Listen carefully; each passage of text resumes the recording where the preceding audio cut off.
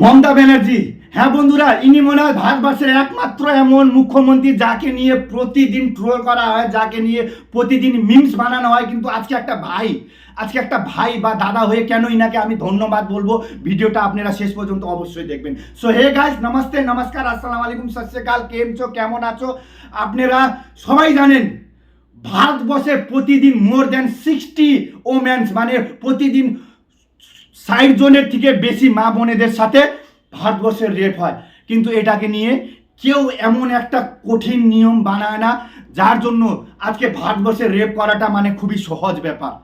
কেন ভারতবর্ষে যদি রেপ হয় তাহলে যে কোনো রাজ্যে, শুধু পশ্চিমবাংলার কথা বলছি না, শুধু আমাদের বোন মৌমিতা দেবনাথের কথা বলছি না, ভারতবর্ষের যে কোনো স্টেটে যদি কারো সাথে রেপ হয় তাহলে তাকে পুলিশ ধরে নিয়ে যাবে, জেলে নিয়ে যাবে, জিজ্ঞাসাবাদ করবে, কোর্টে নিয়ে যাওয়া হবে, তারপরে তাকে আবার জেলে রাখা হবে, মানে শাস্তি পেতে পেতে 8-10 বছর লেগে যায়।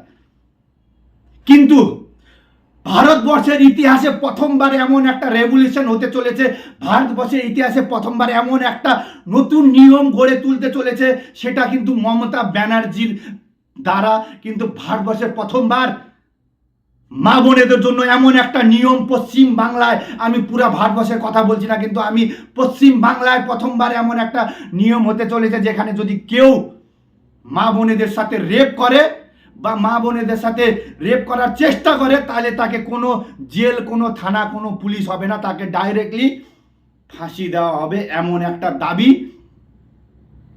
কালকে যখন কলকাতার বুকে ছাত্র পরিষদের একটা সভা হচ্ছিল, সেখান থেকে আমাদের মুখ্যমন্ত্রী মমতা ব্যানার্জি বলে দিলেন যে আমি 10 দিনের মধ্যে রাজ্যপালের কাছে আমি একটা দরখাস্ত করব।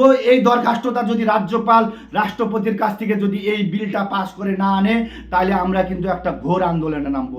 আর বিলটা কি ছিল? বিলটা হলো যে পশ্চিমবাংলায় যদি কোনো মা বোনেদের সাথে কেউ রেপ করে তাহলে তাকে কোনো জেল, কোনো থানা পুলিশ হবে না, তাকে ডাইরেক্টলি ফাঁসি দেওয়া হবে।